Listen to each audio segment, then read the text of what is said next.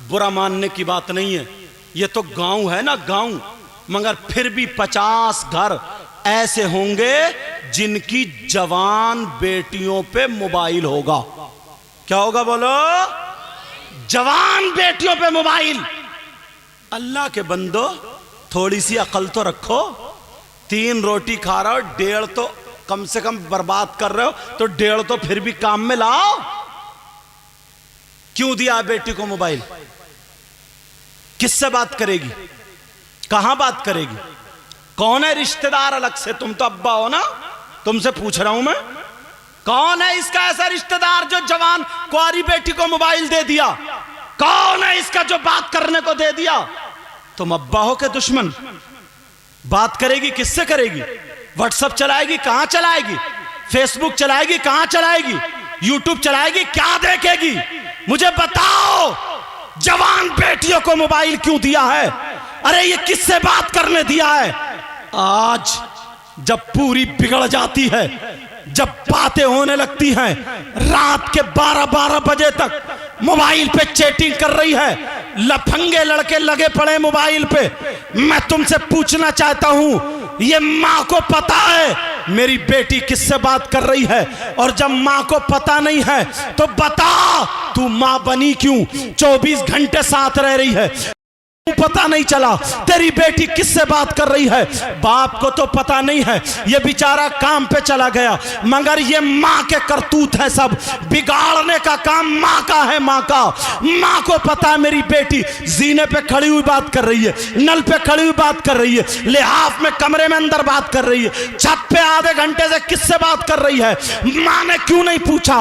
Mobile दिया क्यों है? और जब बिल्कुल बिल्कुल बेइज्जती होने के सर पे आ जाती है तो ये माँ अब मगरमच्छ के आंसू निकाल रही है और रोते हुए आती है अब्बा के पास, यानी अपने शौहर के पास। कह रही है पता नहीं मेरी बेटी को क्या हो गया, मेरी बेटी तो बड़ी शरीफ थी, मेरी बेटी तो बड़ी अच्छी थी, लगता किसी ने दिमाग फिरवा दिया, लगता है इस पे जादू हो गया, लगता है इस पे जिन हो गया, लगता है इस पे भूत। कुछ नहीं आया, इस माँ की कमर पे 3 लठ मारो और गिरा दो।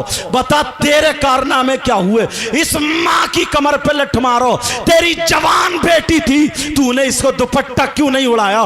तू शादियों में इसको जो डेकोरेशन बना के लेके जा रही है, तुम्हारे यहाँ शादी होगी, भकिया वालों सुन लो, थोड़ी बातें कर रही है, मुझे बताओ तुम्हारे यहाँ शादी होती होगी, एक लड़की के सर पे अगर दुपट्टा हो तो बता दियो, किसी का दुपट्टा इधर होगा, किसी का जूड़ा इधर होगा, किसी का गला खुला होगा, किसी की आस्तीन फटी होगी, किसी के कपड़े बारीक होंगे, किसी के वो बड़े बड़े शरारे, बड़े बड़े पलाजो, बड़े बड़े दोबरे लपेटे फिर रही हैं। और अम्मा, ये माँ बेटी से ज्यादा जैसे नाचने वाली औरतें मुंह पे लपेटे फिर रही है, नीली पीली लाली लगाए फिर रही है। इस अम्मा से पूछ, अरे तू 40 साल की हो गई, अरे बूढ़ी हो गई बूढ़ी, तेरी बेटी जवान है मगर चोंच तेरी अब भी लाल है, तेरे बालों में अब भी गुम्फे हैं, तेरा जूड़ा अब भी खड़ा है, तेरा मुंह अब भी पुता हुआ है, अब भी पुता हुआ है। अरे बूढ़ी घोड़ी नहीं लगाम, इस माँ से पूछो। ओ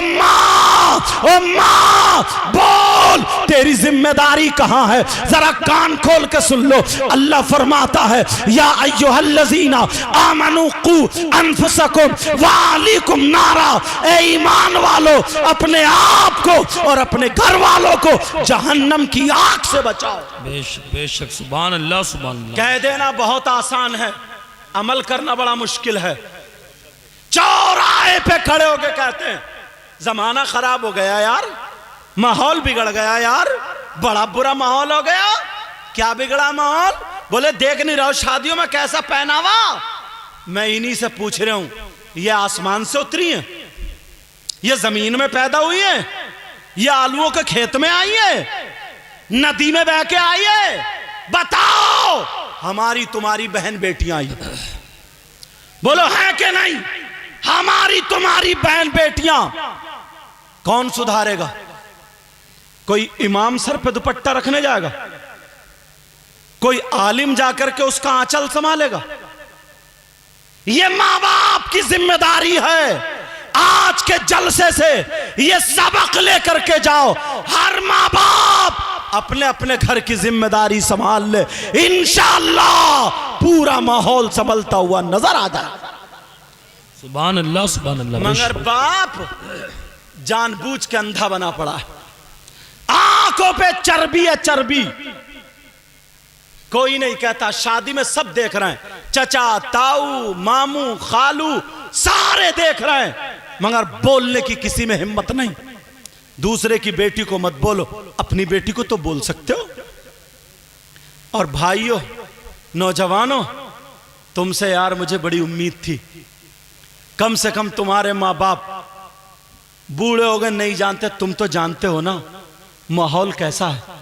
तुम ही इस लायक हो जाते कि तुम अपनी बहन के सर पे आंचल रख देते, तुम ही इस लायक होते कि अपनी बहन को दुपट्टा उड़ा देते।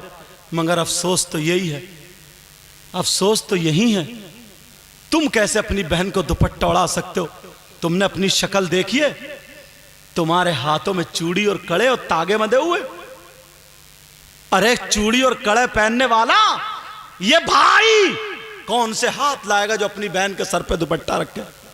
कानों में कुंडल पहनने वाला भाई अपनी बहन के सर पे कैसे दुपट्टा रखेगा बोल?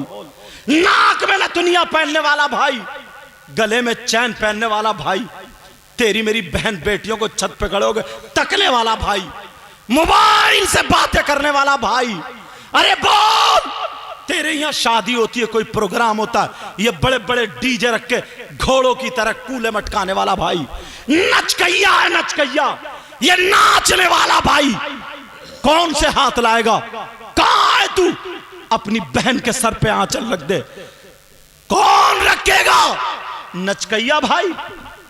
अल्लाह, वो सैयदा जैनब थी यार, वो हुसैन की बहन थी जिनकी तबीयत खराब हो गई, उनके शौहर ने दवा ला के दी, तबीयत ठीक नहीं हुई। शौहर बोले चलो मैं तुम्हें हकीम के पास ले चलता हूं, तुम्हारा हाथ पकड़ के मर्ज देख लेंगे और जो दवा होगी वो तशखीस कर देगा, खा लोगी ठीक हो जाओगी।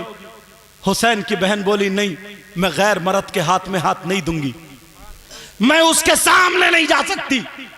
कहा तुम हाथ मत देना लेकिन पर्दे से चलो, तो मैं जा रहा हूं तुम्हारे साथ में, इस्लाम इतनी इजाजत देता है, तबीयत ठीक नहीं हो रही है।